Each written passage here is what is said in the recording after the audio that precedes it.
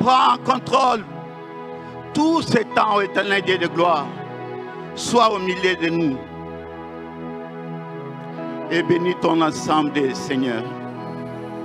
C'est dans le nom merveilleux de Jésus-Christ, notre Seigneur et notre Sauveur, que nous prions et nous disons Amen. Amen. Que le Seigneur soit béni. Sincèrement, si je vous dis que je ne tremble pas, la vérité ne sera point en moi. La vérité est que je tremble de tout mon corps. Même au-dedans de moi, malgré la saison sèche, je suis en train de transpirer. Et vous comprenez pourquoi. J'ai besoin de votre appui, du débit, jusqu'à la fin de cette œuvre. Merci. Je voudrais dire ma reconnaissance à l'endroit du pasteur Bomboko, que je qualifierais de mentor, non pas seulement pour la confiance qu'il nous donne en ces jours, mais aussi parce qu'il a été pasteur, encadreur et mentor. Non pas que lui, également, docteur Cécile Bomboko. Je voudrais vous faire une confidence avant de commencer mon propos. Je n'ai pas été un étudiant brillant, sincèrement. D'ailleurs, parmi les gens qui remettaient régulièrement les devoirs et au complet, on ne peut pas mettre mon nom. Parce que j'étais un peu rebelle. Lorsqu'il s'agissait de faire comme la fatade levée, moi, tantôt, je me posais des questions. Pourquoi on doit le faire comme ça? J'étais un peu rebelle, mais je n'ai jamais compris, malgré ma rébellion, comment est-ce qu'ils m'ont supporté. Ils ont supporté les caprices d'un vieux comme moi. Ils m'ont conduit jusqu'à la fin et même ils m'ont soutenu pour aller à Lomé. Même maintenant, je ne comprends même pas comment ils m'ont choisi pour me tenir ici.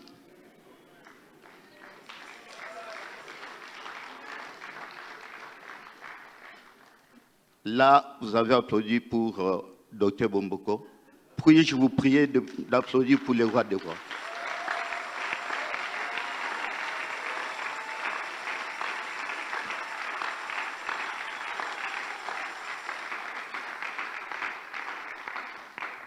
Je suis venu dire à quelqu'un, de la part de celui qui est assis sur le trône, ton espérance ne sera pas anéantie. Ton espérance ne sera pas anéantie. Pourquoi? C'est parce que ton Dieu est un avenir. Ton espérance ne sera pas anéantie parce que ton Dieu vit. Tu n'as donc pas de raison de t'inquiéter de l'avenir. Tes lendemains sont assurés. Psaume 91, 5 dit, sa fidélité est un bouclier et une cuirasse. Tu ne craindras ni les terreurs de la nuit, ni la flèche qui vole des jours, ni la peste qui marche dans les ténèbres, ni la contagion qui frappe en plein midi. Pourquoi? Parce que l'Éternel est ton Dieu. Tu n'as donc pas de raison de t'inquiéter de l'avenir. Tes lendemains sont assurés. Ton espérance ne sera pas anéantie. Je vous propose deux lectures. La première, nous la trouvons dans les livres de Job. Excusez-moi. Job, chapitre 1er. Du verset 13 au verset 22. La deuxième lecture, c'est dans Proverbe 23, 17 à 18. Je vais lire pour nous tous. Job 1er, 13. Un jour, que les fils et les filles de Job mangeaient et buvaient du vin dans la maison de leur frère aîné, il arriva auprès de Job un messager qui dit, le bœuf labouré et les ânes paissés à côté d'eux, des Sabéens se sont jetés dessus, les ont enlevés et ont passé les serviteurs au fil de l'épée. Et je me suis échappé moi seul pour t'en apporter la nouvelle. 16.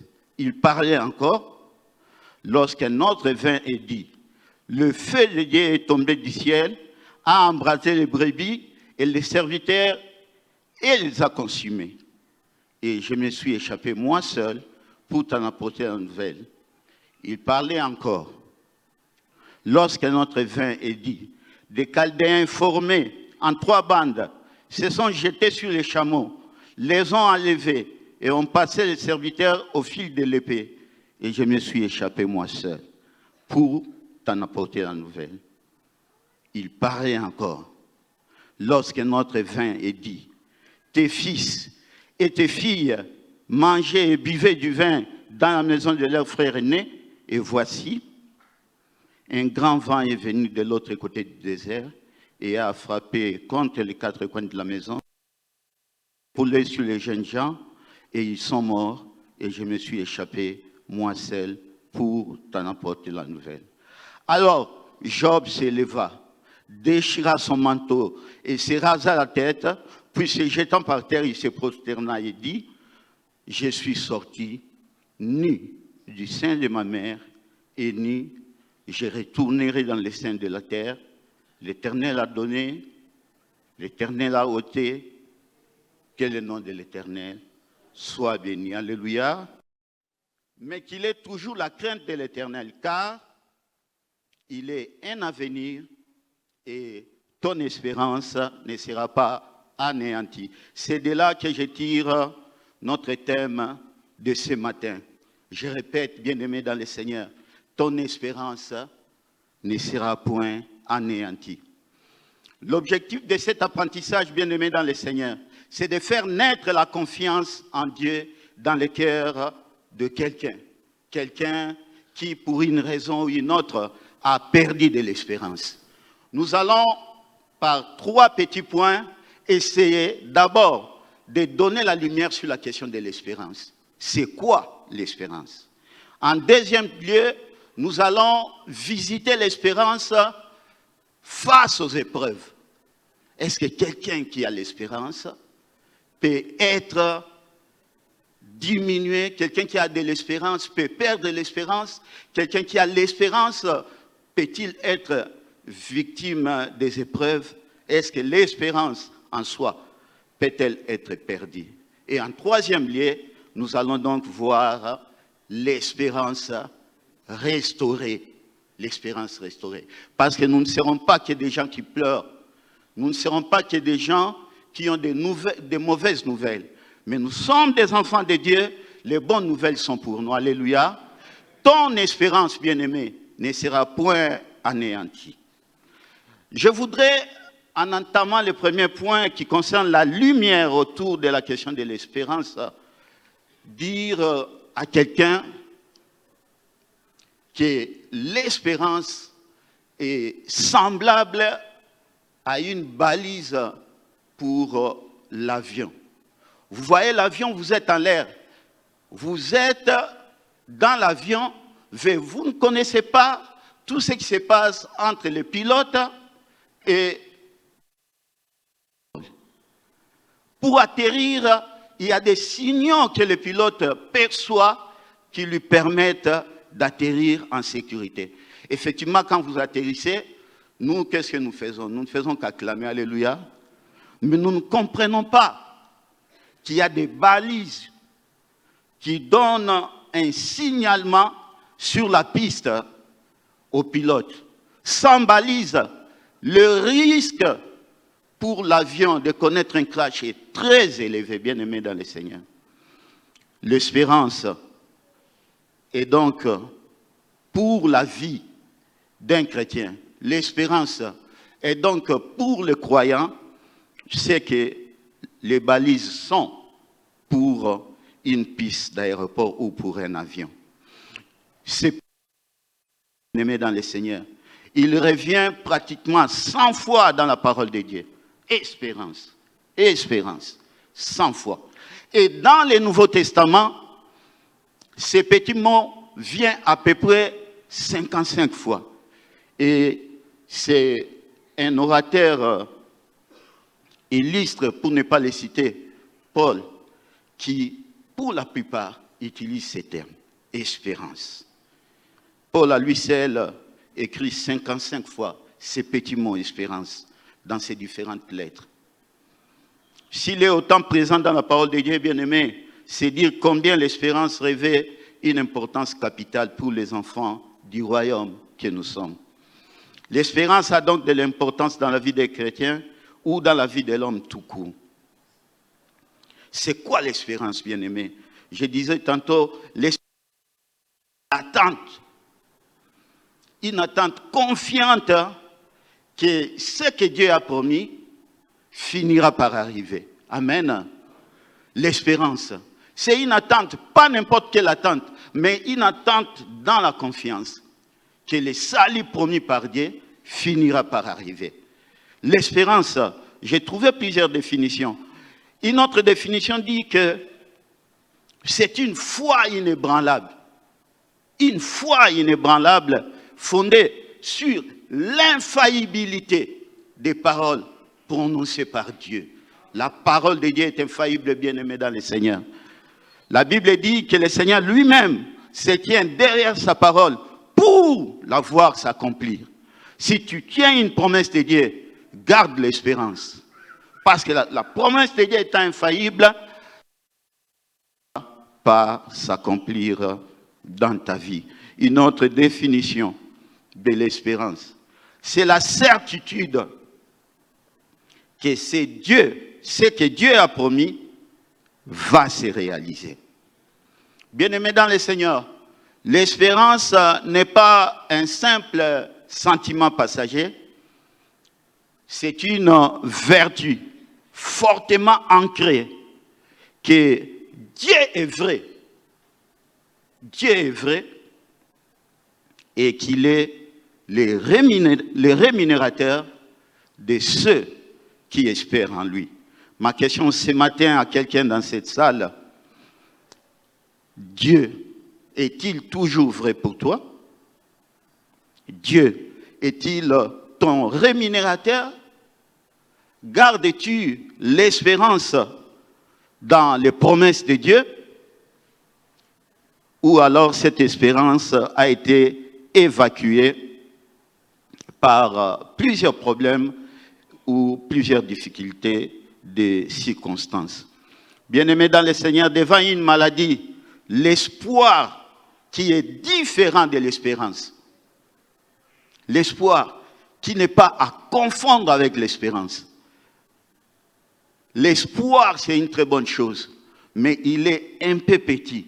L'espérance est plus grande que l'espoir. Devant une maladie, l'espoir dit, j'espère que le traitement que le médecin m'a prescrit pourra me donner la guérison. J'espère. Il y a là-dedans l'idée d'un petit doute. Il y a là-dedans des doutes, on n'est pas trop rassuré. Mais l'espérance dit, non, je ne mourrai pas. Je vivrai et je raconterai les œuvres de l'Éternel. Vous voyez la nuance, bien-aimée dans le Seigneur. Dans l'espoir, il y a un petit doute. J'espère que je guérirai. J'espère que je trouverai la voie de la guérison. Mais dans l'espérance, il y a la certitude que je ne mourrai point. Et que je vivrai, je raconterai les œuvres de l'Éternel. Alléluia. Ton espérance ne sera pas anéantie, bien-aimé dans le Seigneur. Job a perdu son gros et son petit bétail. Job a perdu ses 7 garçons et ses 3 filles. Job a perdu ses serviteurs. Il était trahi par ses amis. Et même sa femme a tenté de la renier. La Bible témoigne en sa faveur en disant, en tout cela, Job ne pécha point et n'attribua rien d'injuste à Dieu. Lorsque vous comparez les problèmes qu'a connu Job, lorsque vous comparez la misère de Job à côté de Thomas, à côté de Judas Iscariote, vous verrez que Job avait, malgré les problèmes, conservé l'espérance. Il a conservé l'espérance. C'est l'espérance qui a poussé Job à faire une déclaration du genre, mon Rédempteur est vivant. Il s'élèvera le dernier. C'est l'espérance qui le pousse à dire ça. Mais regardez Judas Iscariote. Les experts disent qu'il était parmi ceux qui pensaient que le Messie viendrait pour libérer le peuple juif de la colonisation des Romains. Il était parmi ceux qui espéraient que le Messie, c'était un Messie politique. Alors il ne comprenait pas ces leaders politiques qui devaient libérer son peuple. Et depuis qu'il était là, il ne faisait que guérir des malades, il ne faisait que s'occuper des paralytiques, des sourds et des aveugles. Intérieurement, la classe de ces gens-là qui attendaient un messie politique se disait, mais ce n'est pas pour les jambes et pour les yeux et pour les oreilles des sourds que tu es venu. Tu es venu pour nous libérer du joug de la colonisation des Romains. Alors, les experts disent que Judas Iscariote, poussé par cette idée, il a pris la résolution de pouvoir vendre le Seigneur. Et en vendant le Seigneur, il était sûr que ce faisait des miracles, allait faire un miracle pour lui-même. Comme ça, lui, il empocherait de l'argent. Et comme les Quinois disent, na mystique à fourmi, à obéta chita sima, et ils seront étonnés que Baboni était meilleur que Saliban, mais entre-temps, lui garderait l'argent. Alléluia. Alors, il était surpris de constater que le Christ était en train de partir. Il était étonné de voir, mais il va mourir au fait. Hein? Il va mourir. La culpabilité a amené Judas Iscariote à se suicider finalement, parce qu'il a vendu un innocent. Alors que la Bible dit qu'il s'est repenti. Lisez bien l'écriture, bien-aimé dans le Seigneur. Il s'est repenti. Il a reconnu qu'il avait mal fait. Mais malgré cela, le poids de la culpabilité, parce qu'il a vendu un innocent, il n'a pas pu tenir le coup, jusqu'à ce qu'il s'est mis la corde au cou. Bien-aimé, ne sois pas dans l'équipe des traîtres. Que la trahison dans l'entreprise où tu es, que la trahison dans ton église ne soit pas ton apanage. Actuellement, il y a plein de gens qui vivent de la trahison. Mais la trahison, finalement, fait perdre de l'espérance. Et quand on perd l'espérance, il ne reste plus que la corde pour se mettre au cou. Mais toi, ton espérance ne sera pas anéantie. Espère encore, ose encore faire confiance. Et Dieu aura les derniers mots dans ta vie. Je dis bien, Dieu aura les derniers mots dans ta vie. Pas ton oncle, pas ta tante, mais Dieu. Je passe rapidement, bien-aimé dans le Seigneur, sur mon deuxième point qui concerne les épreuves dans le cœur ou dans la vie de quelqu'un qui a de l'espérance. Bien-aimé dans le Seigneur, quoique l'espérance soit un don de Dieu, retenons que cette espérance est fragile. Nous venons de le voir dans le cas de Judas Iscariote, qui a perdu complètement l'espérance, lui qui était le disciple du Christ. Et finalement, parce qu'il a perdu l'espérance, il ne lui est resté que de se suicider. L'espérance est donc fragile. C'est un don de Dieu, mais nous avons l'obligation, en tant qu'enfants de Dieu, de conserver l'espérance. Garde bien l'espérance que tu as reçue de la part de Dieu. Notre espérance est bien souvent le produit de la douleur. Romains 8, 1, 5 dit, nous nous glorifions même des afflictions, sachant que l'affliction produit la persévérance. Et la persévérance produira la victoire dans l'épreuve, et cette victoire produira l'espérance. Paul tente de nous dire que l'espérance est tellement importante, elle est importante au point où nous pouvons même supporter la douleur, nous pouvons même supporter l'affliction si jamais cette affliction nous amène à acquérir l'espérance que nous n'avons pas. Nous pouvons supporter parce que l'espérance Quelque chose d'important, comme je disais tout à l'heure, c'est pour nous une sorte de balise. Et perdre l'espérance, c'est perdre des repères. C'est perdre des repères, bien-aimés dans le Seigneur. J'ai parlé tantôt de Thomas. Il était là. Le Seigneur ressuscité est venu visiter son peuple, est venu visiter les disciples qui étaient encore dans la chambre haute en pleine prière. Le Seigneur leur a apparu. Thomas n'était pas là. Lorsqu'on va dire à Thomas par la suite, le Seigneur est vivant, nous avons vu le Seigneur. Thomas qui avait vécu l'abattoir de Jésus-Christ. Thomas qui avait vécu la manière dont Jésus-Christ était charcuté sur la croix. Thomas qui avait vécu la manière dont Jésus-Christ était dépecé. Thomas ne pouvait pas croire qu'une telle charcuterie humaine puisse à la vie. Il a mis en doute le message. Il a mis en doute le fait que le Seigneur était vivant. Il dit, si je ne vois ses mains et ses pieds percés, si je mets mon doigt dans ses blessures, je ne croirai pas. Il était disciple de Christ. Le message, il le connaissait. La promesse de résurrection de Christ, il l'avait. Il avait donc l'espérance. Mais devant l'abattoir, devant l'assassinat de Jésus-Christ, Thomas a perdu toute espérance. Au point où même sa foi a été ébranlée. Au point de pouvoir douter même de la promesse de résurrection du Christ. Garde bien l'espérance que tu as. Comme je disais tantôt, c'est que les balises sont pour l'aéroport. Sans balises, l'avion de tes bénédictions viendra, mais ne trouvera pas la piste d'atterrissage par manque de balises. Garde bien l'espérance que tu as reçue de la part de Dieu. L'ennemi travaille nuit et jour pour nous enlever l'espérance. Il travaille nuit et jour pour enlever l'espérance. Il sait que s'il enlève l'espérance, il va enlever les balises qui te permettent de recevoir la bénédiction d'en haut. Jean 10, 10 le dit de la manière la plus claire, qu'il ne vient que pour détruire, égorger, tuer. C'est cela sa mission. Le passage ne s'arrête pas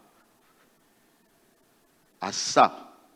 Ce passage de Jean 10, 10 va plus loin jusqu'à dire que moi, je suis venu pour que mon peuple ait la vie.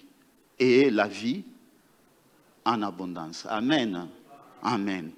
La vie en abondance nous arrive de la part du Seigneur. Et nous, dans notre cœur, nous gardons l'espérance.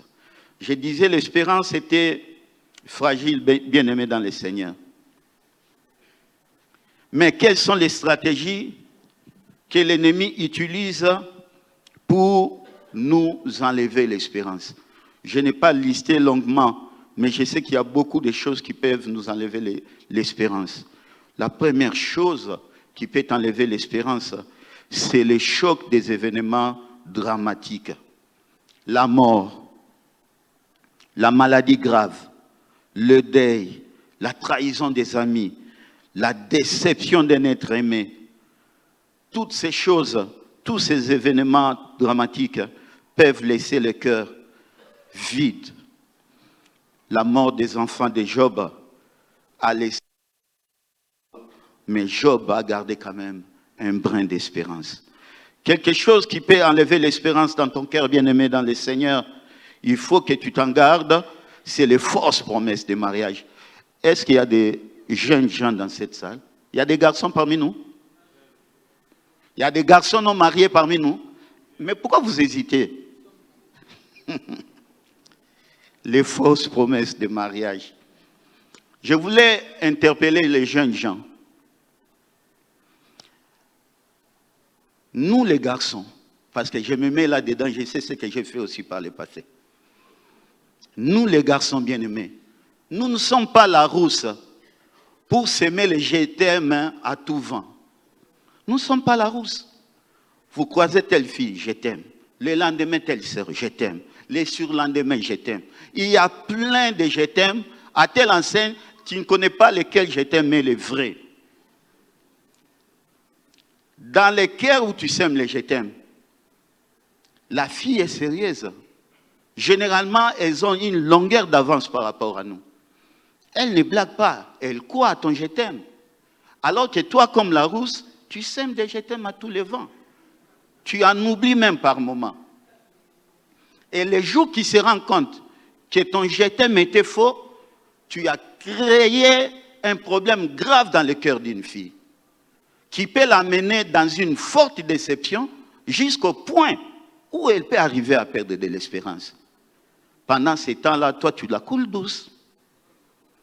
Le roi des je t'aime. Il ne faut pas qu'il en soit ainsi, bien-aimés dans le Seigneur. Nous sommes enfants de Dieu, nous devons être justes, nous devons être honnêtes et nous devons mettre en pratique la parole de Dieu qui dit « Aimez-vous les uns les autres ». Ne pas créer des victimes. Excusez-moi les garçons, c'est entre nous. Mais j'aimerais aussi dire quelque chose.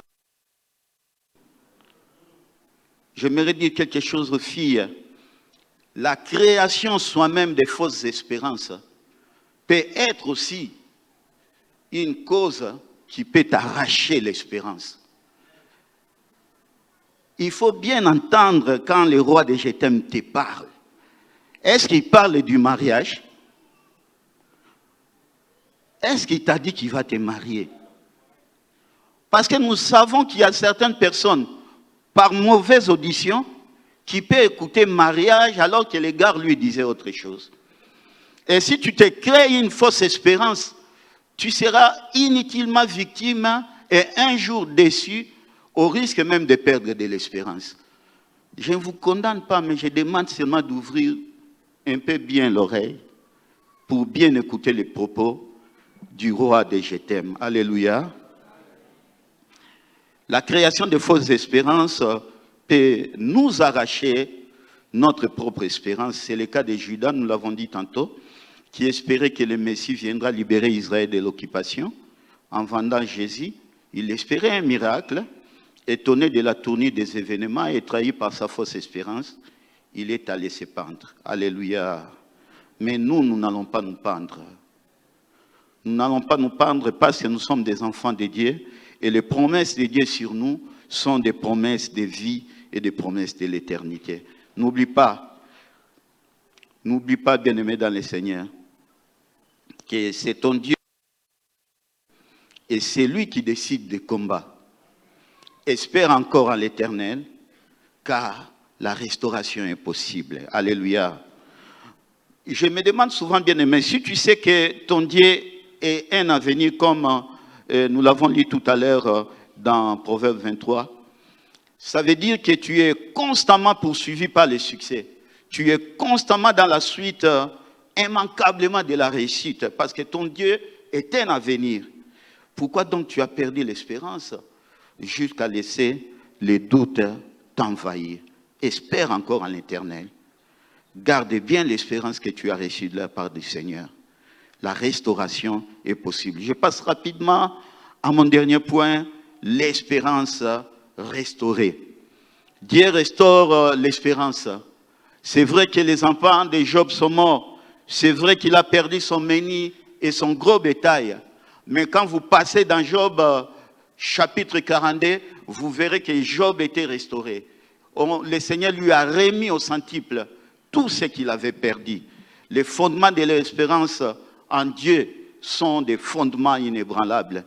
Dieu promet de remplacer les années qu'on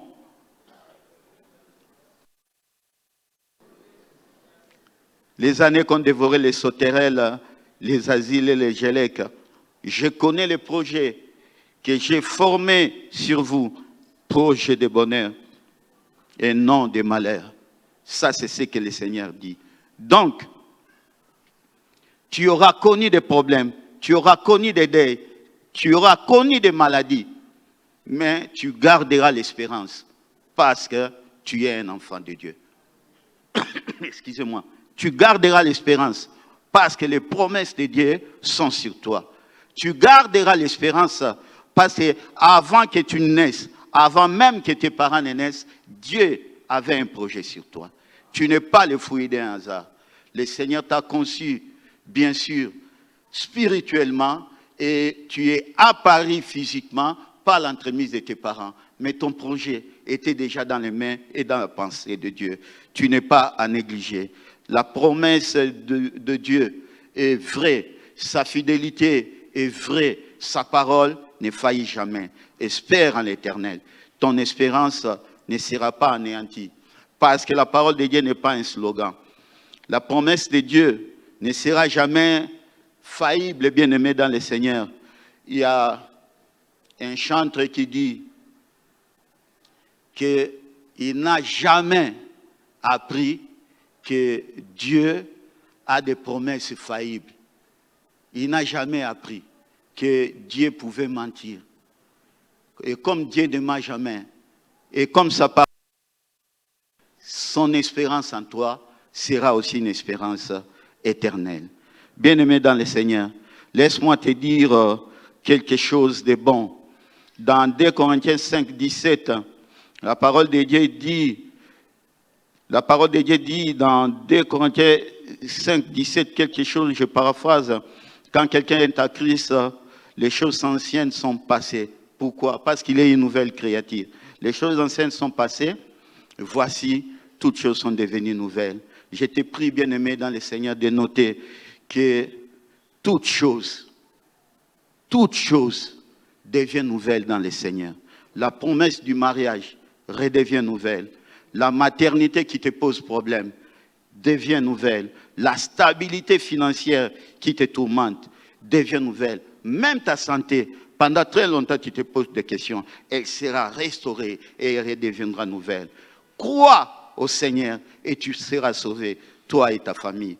Ton espérance ne sera pas anéantie. Sonnez la trompette, peuple de la bannière. Ton Dieu est vivant et il agit encore. Faites retentir la louange sur la montagne sainte de l'Éternel. Pourquoi? Parce que sa fidélité durera toujours. Toi qui t'inquiètes chaque jour et tu te poses la question, jusqu'à quand, Seigneur, jusqu'à quand? Sache que depuis le jour où nous avons fait le choix de suivre Jésus-Christ comme notre Seigneur et notre Sauveur, nous avons placé notre espérance à une orbite très élevée. Nous avons arrêté de nous glorifier de nos connaissances, de nos contacts. Nous ne nous glorifions plus de nos relations. Pourquoi? Parce que nous nous glorifions dans l'espérance de la gloire de Dieu. Dieu promet de vous remplacer les années qu'ont dévoré la sauterelle, le gélec, les asiles et les gazam. Il dit, je connais les projets que j'ai formés sur vous. Projet de paix et non de malheur. Pourquoi? Afin de vous donner un avenir et de l'espérance. Que le Seigneur bénisse sa parole.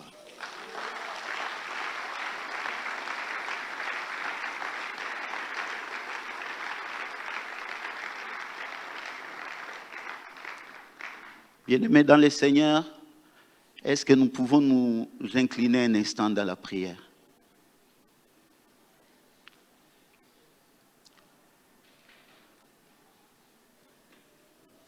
Je ne sais pas si les situations dramatiques que tu as connues ont entamé et emporté ton espérance.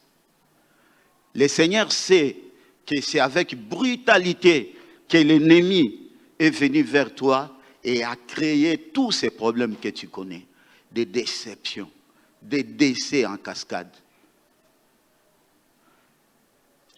Le Seigneur sait que c'est avec violence que tu souffres, malgré le fait que tu continues à les suivre. La parole du Seigneur pour toi, ce matin, bien-aimé dans le Seigneur, que ton espérance ne soit pas anéantie. Ose encore espérer. Ose encore faire confiance. Ose encore élever ta voix vers le Seigneur. Ose encore l'inviter dans ta vie, dans ta maison, dans tes projets. Et le Seigneur de gloire répondra à ton appel. Prions le Seigneur.